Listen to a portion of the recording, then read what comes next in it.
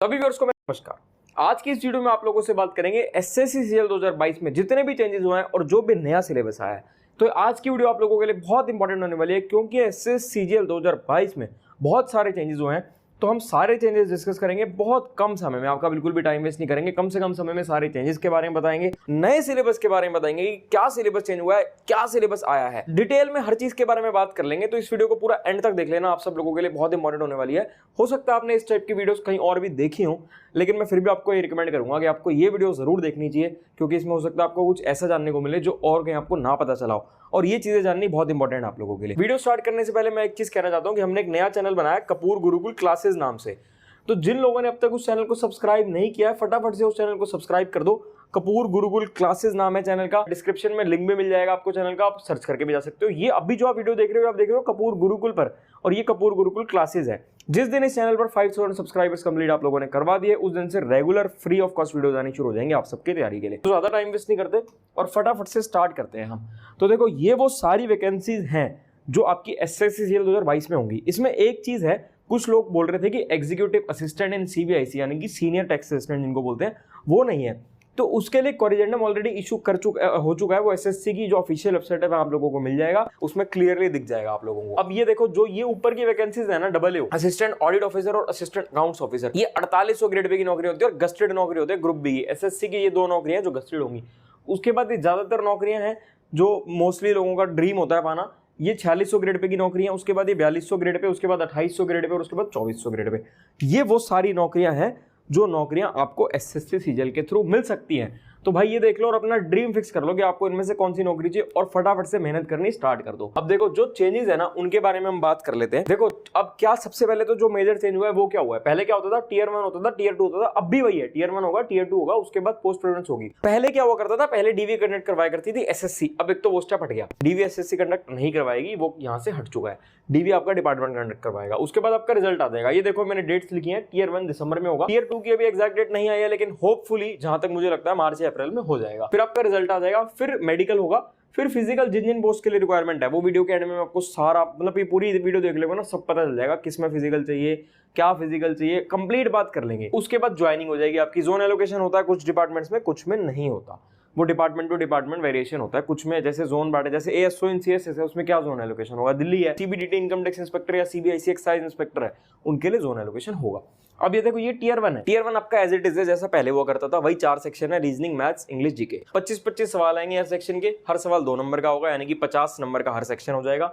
100 सवाल हो जाएंगे टोटल 200 नंबर का हो जाएगा और 1 घंटे का पेपर होगा। नेगेटिव मार्किंग होगी, नेगेटिव मार्किंग 1/4 होती है, यानी कि आधे नंबर की नेगेटिव मार्किंग होगी। यानी कि टीयर 1 आपका एज इट इज है जो अभी तक चलता आ रहा था। तो आप लोगों को घबराने की बात नहीं है, डरने की बात कोई जरूरत नहीं है, क्योंकि जैसी तैयारी अभी तक करते आ रहे थे वही सेम तैयारी आपको टीयर 1 की करनी है। मेंस की तैयारी थोड़ी सी आपको चेंज करनी है, उसके बारे में बात कर लेंगे, लेकिन अभी तो आपको टीयर 1 क्वालिफाई करना है ना।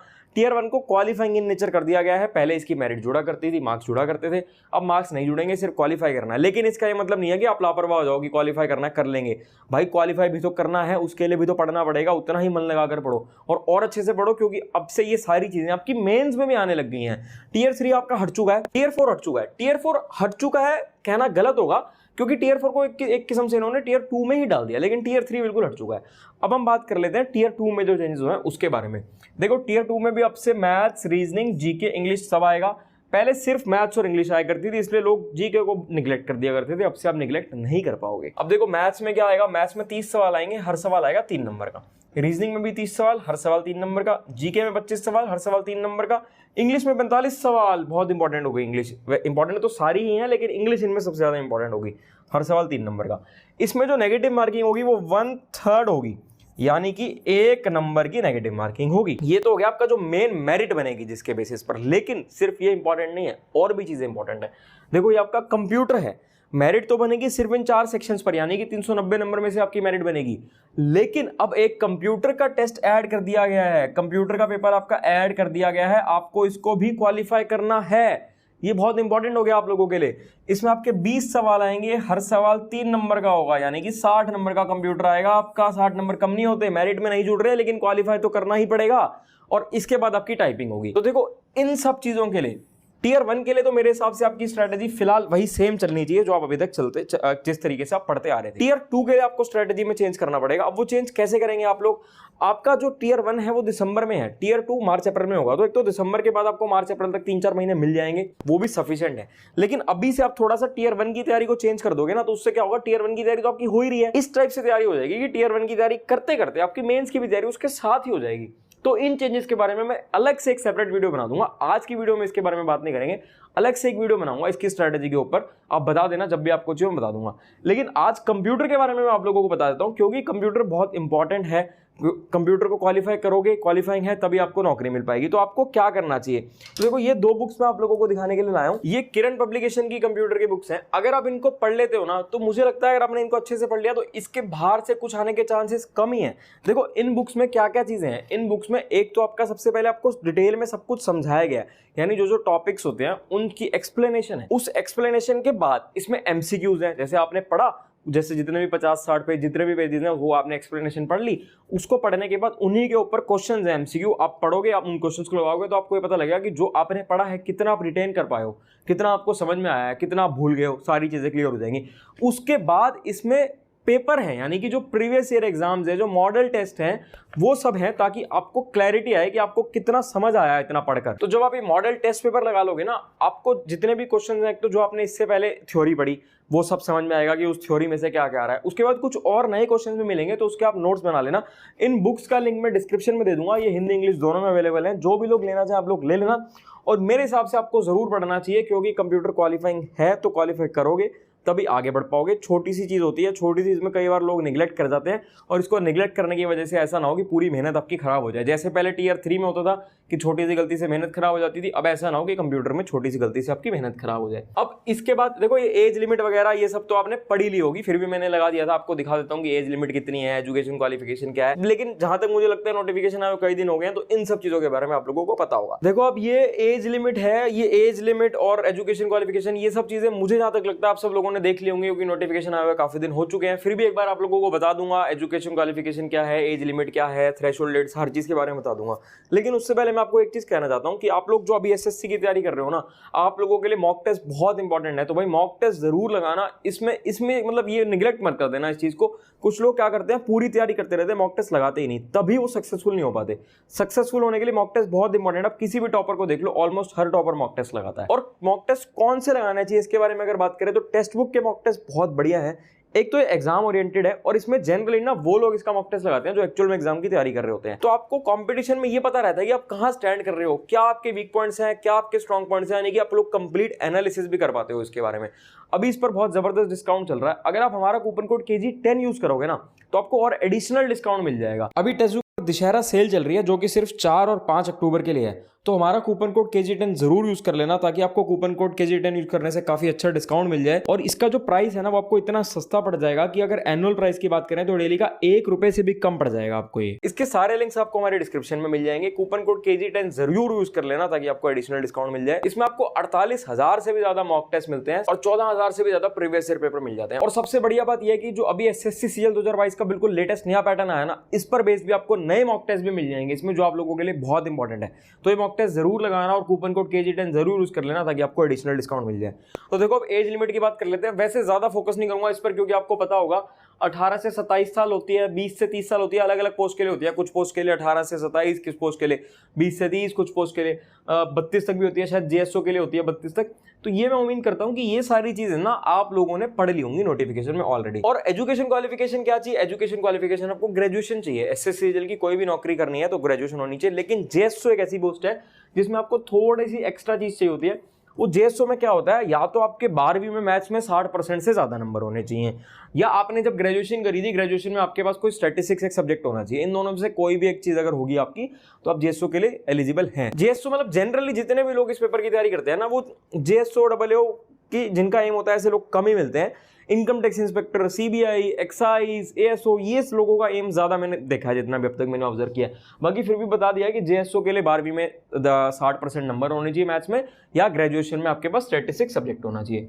अब देखो अगली बात कर लेते हैं, जो मैंने अभी आपको टीयर 2 के बारे में बताया था वो नोटिफिकेशन में भी आप लोगों को दिखा देता हूं, और किस हिसाब से उन्होंने टाइम को ब्रेक कर रखा है उसके बारे में भी सारी बात कर लेते हैं। और जो सेक्शनल कट ऑफ है, सेक्शनल कट ऑफ के बारे में भी लोगों को बहुत ज्यादा डाउट है, उसके बारे में भी सारी बात करेंगे। सबसे पहले देखो जो पेपर 1 होगा, पेपर 1, पेपर 2, पेपर 3 होगा। पेपर 1 सारी पोस्ट के लिए है, पेपर 2 आपका जेएसओ के लिए है, और पेपर 3 आपका डबल के लिए है। तो पेपर 2 और पेपर 3 सबके लिए कंपलसरी नहीं होता, जो जेएसओ या डबल ए बनना चाहते हैं सिर्फ उन्हीं के लिए कंपलसरी है।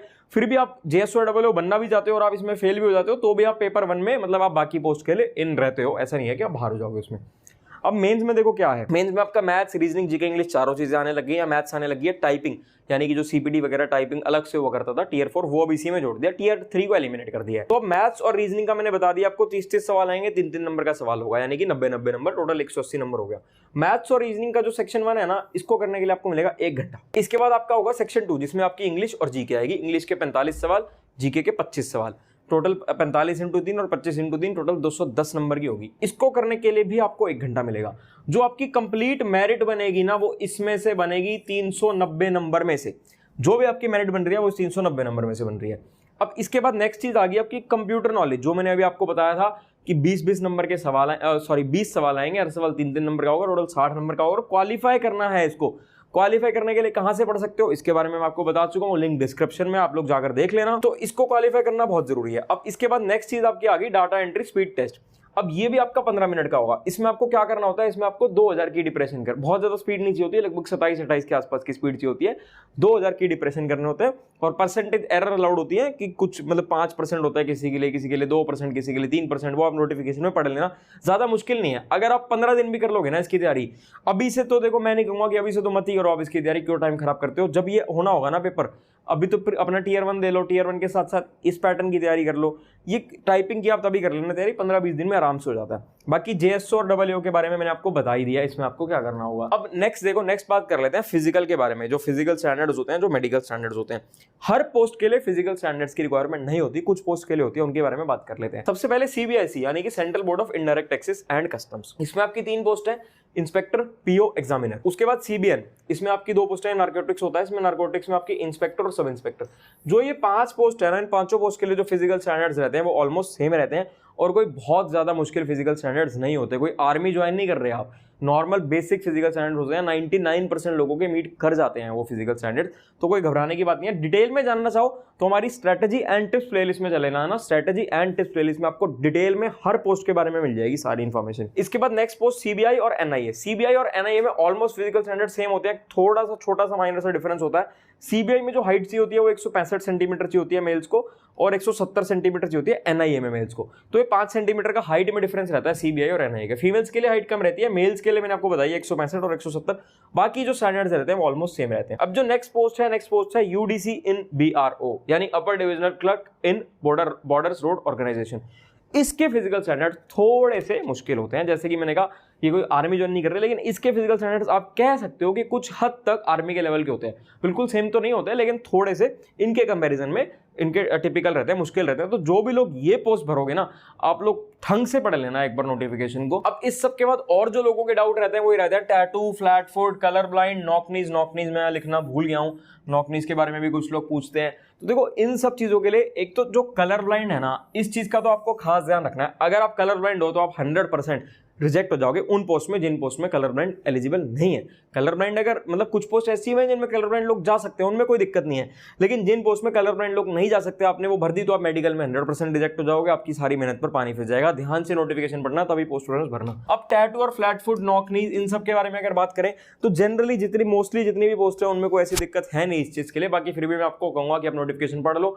टैटू के लिए कुछ स्पेसिफिक चीजें होती हैं कि किस किस पोर्शन पर टैटू अलाउड है, किस पोर्शन पर अलाउड नहीं है, सब पोस्ट के लिए थोड़ा सा वेरिएशन रहता है, तो इसके लिए आप डिटेल नोटिफिकेशन एक बार पढ़ लेना। बाकी कुल मिलाकर ज्यादा घबराने वाली बात नहीं है, कलर ब्लाइंड नहीं होने चाहिए बस आप। और चेस्ट वगैरह होती है वो जनरली सब लोगों की मीट हो जाती है, कि जो चेस्ट की रिक्वायरमेंट्स रहती है एक्साइज में या नार्कोटिक्स में वो मीट हो जाती है।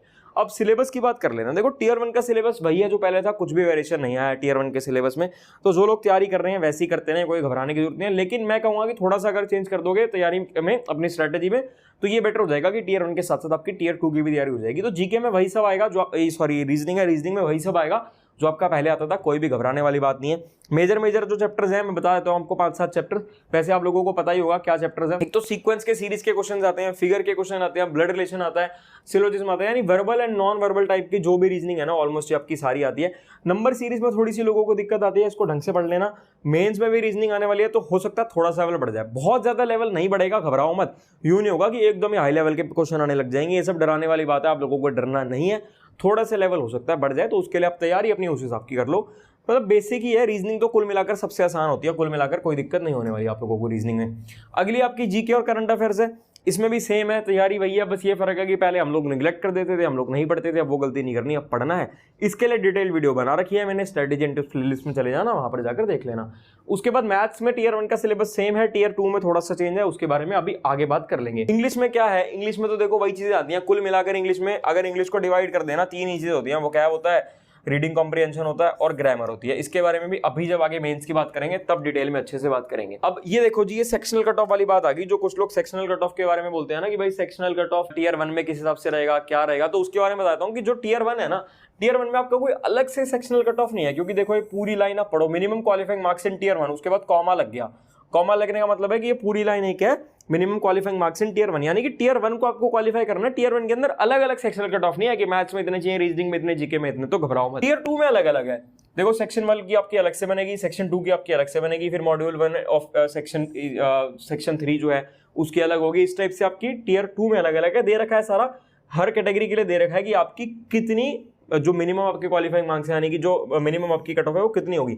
लेकिन ये चीज ज्यादा मैटर नहीं करती मेरे हिसाब से, क्योंकि इतने मार्क्स तो मिनिमम चाहिए ही सिलेक्शन के लिए। आपको क्या लगता है कि आपके अगर इतने मार्क्स आ गए तो आपका सिलेक्शन होगा? भूल जाओ भाई, इतने मार्क्स से कराए तो सिलेक्शन नहीं होगा, इससे बहुत ज्यादा मार्क्स आएंगे तब सिलेक्शन होगा।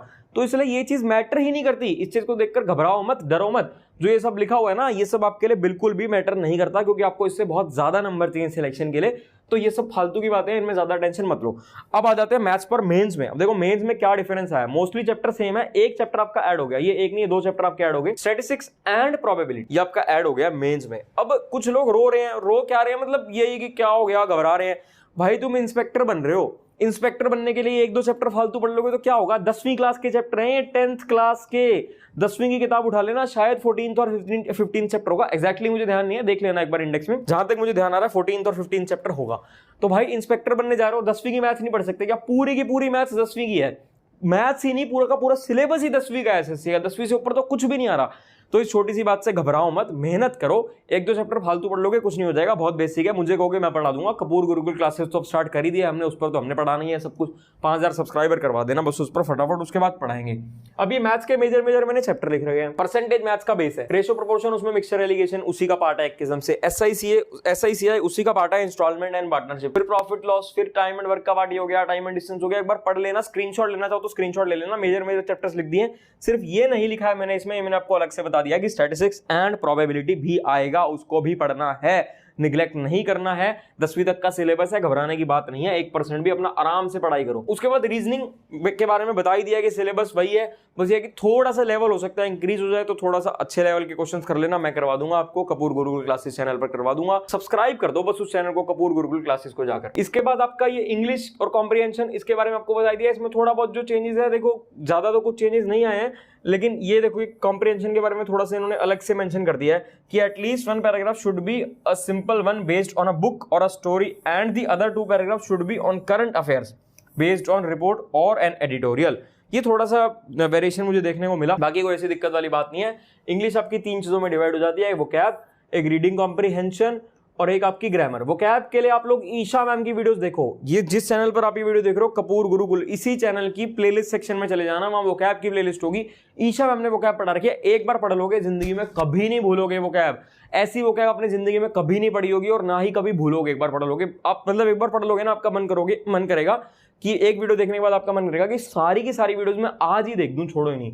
उसके बाद रीडिंग कॉम्प्रिहेंशन में घबराने की बात नहीं है, मैंने ऑलरेडी बहुत वीडियोस बना रखे हैं आपको समझाने के लिए। ग्रामर में क्या होता है, ग्रामर में आपके एरर फाइंड करने के लिए आ जाएंगे, ग्रामर के रूल्स होंगे, कोई इतना ज्यादा लंबी चौड़ी कहानी नहीं होती, इस चीज के लिए वीडियो बना रखी है। बाकी एक वीडियो मैं अलग से फिर से बना दूंगा, अगर आप चाहते हो तो कमेंट कर देना, मैं अलग से आपको स्ट्रेटेजी समझा दूंगा पूरी ढंग से। अब जीके देखो, जीके पर थोड़ा सा ध्यान देना पड़ेगा, जीके को अच्छे से पढ़ना पड़ेगा। जीके के ना मैं आपको एक चीज बताता हूँ, दीपक सर है ना, आप एक बार ना उनके इंस्टाग्राम पर जाना, उनकी इंस्टाग्राम आईडी मैं लिख देता हूं यहाँ, दीपक कपूर तो आप सब लोगों को याद ही रहेगा, दीपक कपूर 244।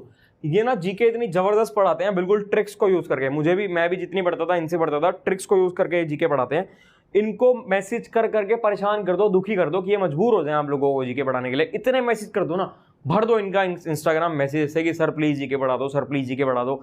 एक बार इन्होंने जीके पढ़ा दी ना ट्रिक्स को यूज करके, कभी नहीं भूलोगे जिंदगी में। और ऐसे पढ़ाते हैं ट्रिक्स को यूज करके, मतलब रटना नहीं पड़ता आपको अपने आप समझ आ जाएगा मजे मजे में। अब नेक्स्ट आपका कंप्यूटर है। कंप्यूटर के बारे में ऑलरेडी मैं आप सब लोगों को बता ही चुका हूं कि आपको क्या करना है। वो अगर आप लोगों ने ढंग से कर लिया, अगर आपने ढंग से वहां से पढ़ लिया, तो मेरे हिसाब से वो सफिशिएंट रहेगा आप लोगों के लिए। बहुत ज्यादा इधर उधर भागने दौड़ने की आप लोगों को जरूरत पड़ेगी नहीं। अब भाई एंड में मैं आप लोगों को यही कहना चाहूंगा, एक तो सबसे पहले कपूर गुरुकुल क्लासेस को सब फटाफट से जाकर सब्सक्राइब कर दो। ये वीडियो आप कपूर गुरुकुल पर देख रहे हो, ये कपूर गुरुकुल क्लासेस नया चैनल है, आपको कंफ्यूज नहीं होना।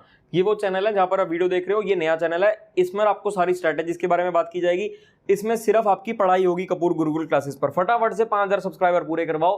5000 सब्सक्राइबर पूरे होते ही क्लासेस आनी शुरू हो जाएंगी, और फिर वो हमारी कोशिश रहेगी कि कभी रुके ना, क्लासेस आप सब लोगों के लिए आती रहे, आप सब लोगों को अच्छे से ढंग से हम लोग पढ़ाते रहे। दूसरी चीज मैं ये कहना चाहता हूँ कि तैयारी में लगे रहो, पढ़ते रहो, घबराने की जरूरत नहीं है। आप लोग डरो मत कि ये चैप्टर ऐड हो गया, वो चैप्टर ऐड हो गया, ये चेंज हो गया, वो चेंज हो गया। इन सब चीजें ना इतना मैटर ही नहीं करती। आप सिर्फ पढ़ाई करते रहो। देखो, थोड़ी सी पढ़ाई करके आपको इंस्पेक्टर की नौकरी मिल रही है, इतनी अच्छी नौकरी मिल रही है। थोड़ी सी पढ़ाई तो नहीं, अच्छे से पढ़ाई करनी पड़ेगी, लेकिन पढ़ाई करके अगर आपको इतनी अच्छी चीज मिल रही है तो भाई कोई दिक्कत ही नहीं है। पढ़ाई ही तो करनी है, और करना क्या है, बचपन से कर ही क्या रहे हैं हम, बचपन से पढ़ाई तो कर रहे हैं ना। स्कूल में पढ़ाई करी, कॉलेज में पढ़ाई करी, यही तो करते आ रहे हैं बचपन से। तो भाई पढ़ाई करते रहो, घबराओ मत, और फटाफट से जाकर चैनल को सब्सक्राइब कर दो। ये हमारे इंस्टाग्राम आईडी है, दीपक सर की भी मेरी भी। जिन लोगों ने अभी तक फॉलो नहीं किया फॉलो कर लो। कोई भी डाउट हो, कुछ भी हो, आप लोग हमसे पूछ सकते हो, कमेंट कर देना, इंस्टाग्राम पर पूछ लेना। कोई भी घबराने की बात नहीं है, कुछ भी हो पूछ लेना, डरो मत, तैयारी करते रहो। ऑल द बेस्ट, मिलेंगे फिर आपसे अगली वीडियो में।